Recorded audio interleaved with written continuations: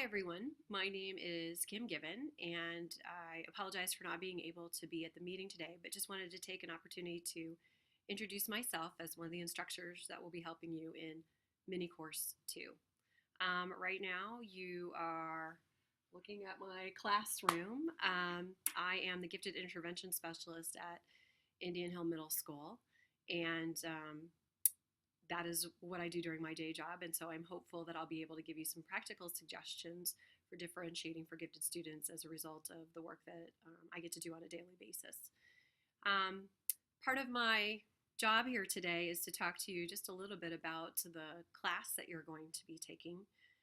In particular, we wanted to let you know that we've been having conversations with Kurt Bradshaw and have looked at all of the feedback that you have given him and considered about how to make this course meaningful and yet still manageable. I think both of those things are important in terms of all the other things that you need to do as a part of your day and a part of your role as being teachers. So I think you'll notice that we've tried to streamline things a little bit while still giving you quality materials to interact with. And ultimately, the work that you're doing should apply directly to what your role is in working with students. So if the way that the assignments are organized currently doesn't really meet your needs, offer an alternative and we can work with you to make sure that this course meets the needs that you have. Because we want to differentiate for our teachers just like we differentiate for our students. So just kind of giving you an overview of the class. Similar to the last one, we have 6 modules, and each one will last approximately 2 weeks. The last module, we have an extra week packed in because we figured with all the holidays and everything else, we might need a little extra time in this section. And we also want to give you enough days in your classroom in order to be able to create and test out a new differentiation strategy or approach as a part of this time together. So I think you're probably getting pretty used to Canvas right now, but just to click through a few things so that you know what's here. We have an introductory page that tells a little bit about the course outcomes and gives some information about Mary and myself, as well as how to get in touch with us if you have questions or want to get something answered. Additionally, we're starting off with an introduction for all of you, and I appreciate that some of you may actually work with each other in real life, and so maybe these introductions are getting a little odd, except that Mary and I would really like to get to know you better, and maybe some life-changing event has happened that you would like to share with us.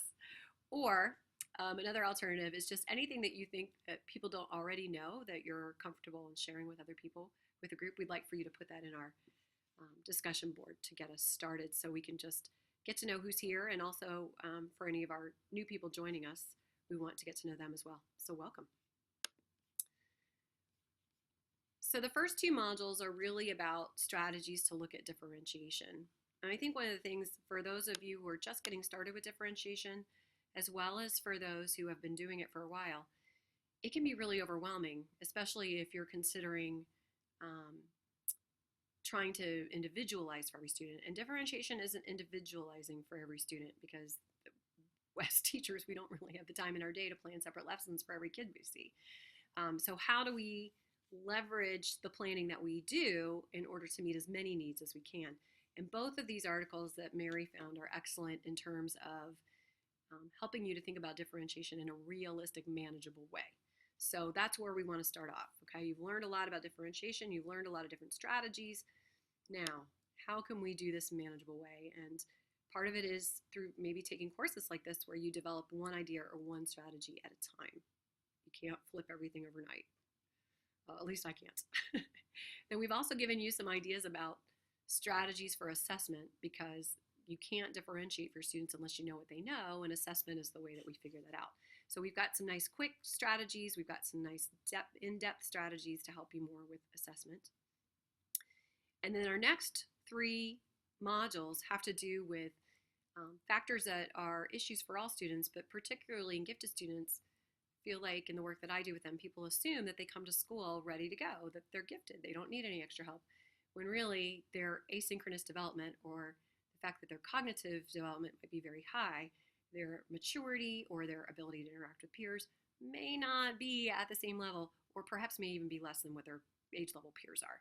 So we thought about, well, what are the most important things that we need to know about working with these students and just in serving as advocates for these students.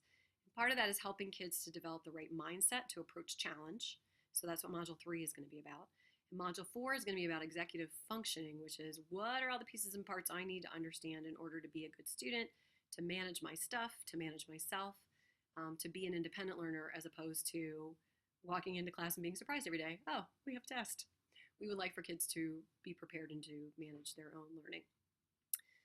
And then finally, Module 5, we're going to talk a little bit about response to intervention, and that's been a popular strategy incorporated in schools in order to meet our learners who are struggling the most, who seem to need the most support.